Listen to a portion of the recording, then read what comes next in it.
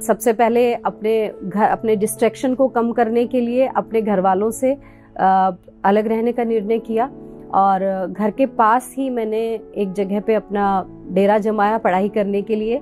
मेरे घर से सुबह शाम टिफ़िन तैयार होके मेरे लिए चला जाता था और मैं वहीं पढ़ती थी। मैंने डिसाइड किया कि मैं 16 आवर्स मैं पढ़ूंगी, क्योंकि मैंने पढ़ाई छोड़े हुए 6-7 साल हो गए थे। तो मुझे लगा कि वो सारा कवर अप करने के लिए मुझे ज़्यादा टाइम देना पड़ेगा। तो 8 आवर्स के स्लॉट्स में मैंने अपना टाइम डिवाइड किया और 16 घंटे मतलब 16 घंटे, और उस 1 साल में किसी से मिलना नहीं, कुछ नहीं, अपने आप को खुश रखना, अपने आप को पॉजिटिव रखना और सिर्फ अपनी स्टडीज़ करना। तो यही मैंने किया और मेरा प्रीलिम्स जो था एग्ज़ाम वो काफ़ी अच्छा था। कई ऐसे इंसिडेंट्स भी हुए जब लोगों ने ट्रस्ट नहीं किया कि आप क्या करोगे। कई बार ऐसी चीज़ें भी आई कि फैमिली भी इस चीज़ को लेके अपसेट थी कि क्या पता ये बच्चे क्या कर रहे हैं, शादी का टाइम हो गया, इनको शादी करनी चाहिए, लड़की है शादी हो जानी चाहिए। तो इस तरह की भी बहुत सारी चीज़ें सामने आई। बट प्रीलिम्स लिखने के बाद मैं कॉन्फिडेंट थी कि प्रीलिम्स मेरा क्लियर होना चाहिए। जिस दिन प्रीलिम्स का रिजल्ट आया उस दिन मैं रिजल्ट देखने के लिए पास के एक साइबर कैफ़े में गई। तो साइबर कैफ़े में एक भैया पहले से रिजल्ट देख रहे थे। साइबर कैफ़े वाले से मैंने कहा भैया मैंने प्रीलिम्स दिया है, मुझे अपना रिजल्ट देखना है। उन्होंने कहा वो देखो उधर वो भैया बैठे हैं, वो भी अपना रिजल्ट देख रहे हैं, तो आप वहाँ जाके देख लो। तो मैंने उनसे कहा कि मुझे भी देखना है अपना रिजल्ट। उन्होंने मुझे यूँ ऊपर से नीचे तक देखा और फिर उन्होंने कहा कौन सा अटेम्प्ट लिखा है। मैंने कहा फर्स्ट। तो उन्होंने कहा मैंने 3rd लिखा है, मेरा नहीं हुआ। तो मैंने कहा प्लीज़ मेरा देख दो। तो उन्होंने बड़ा ही मुँह सा बना के कहा अच्छा ठीक है रोल नंबर बताओ। मैंने उनको अपना रोल नंबर बताया और उन्होंने देखा और देख के उन्होंने मुझे कहा कि हाँ तुम्हारा हो गया है। तो मुझे लगता है कि यूपीएससी करना आपके डेडिकेशन पे डिपेंड करता है, आप कितना डेडिकेटेडली स्टडी करते हैं, मेंटली कितना आप तैयार हैं। तो प्रीलिम्स होने के बाद अब मेरे पास था मेंस की तैयारी करना। वीडियो में आगे बढ़ने से पहले आज है सिविल सर्विसेज डे। अनअकैडमी की तरफ से हर एक सिविल सर्वेंट को सलाम। और इस दिन को स्पेशल बनाने के लिए हम लाए हैं अब तक का सबसे बड़ा ऑफर।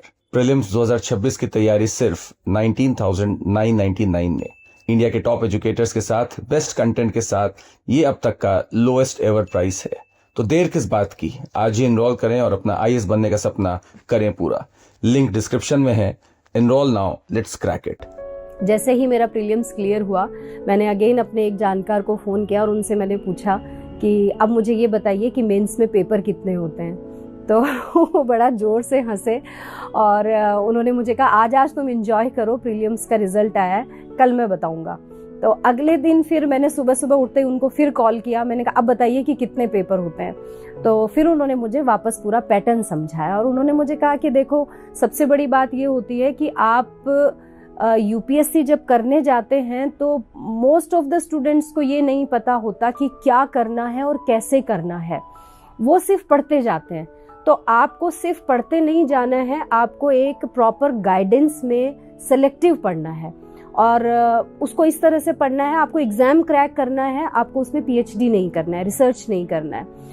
तो वो चीज़ मुझे काफ़ी उनकी सही लगी कि मुझे एग्ज़ाम क्रैक करना है, इसलिए मुझे उसी डायरेक्शन में सोचना है और उतना ही मटेरियल पढ़ना है जो मेरे एग्ज़ाम के लिए ज़रूरी है।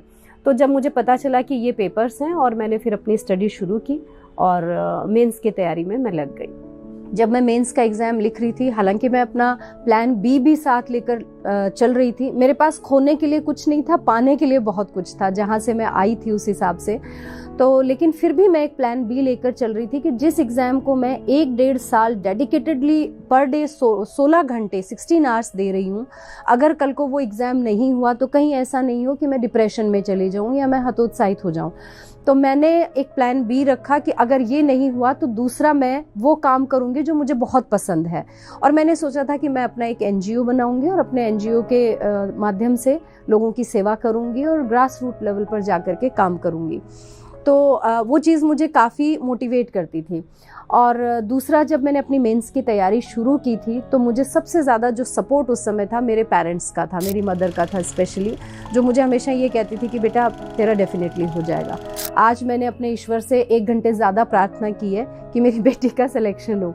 और क्योंकि मेरी मदर बिल्कुल भी पढ़ी लिखी नहीं है बट बहुत ही आध्यात्मिक महिला हैं, तो उनका विश्वास जो जिस तरह से वो मुझ में जताती थी वो भी मेरे आत्मविश्वास को बहुत ज़्यादा बढ़ाता था।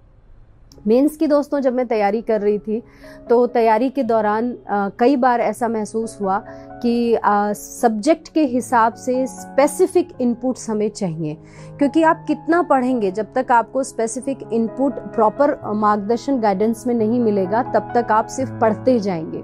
तो वो स्पेसिफिक सब्जेक्ट वाइज वो जो गाइडेंस था, मैंने उस सब्जेक्ट के जो स्पेशलाइज्ड लोग थे जिनको मैं जानती थी अपने यूनिवर्सिटी डेज से, उनसे मैं मिली, उनसे मैंने टाइम लिया, उनसे रिक्वेस्ट किया कि आप मुझे 2 घंटे पढ़ाएं, 4 घंटे पढ़ाएं।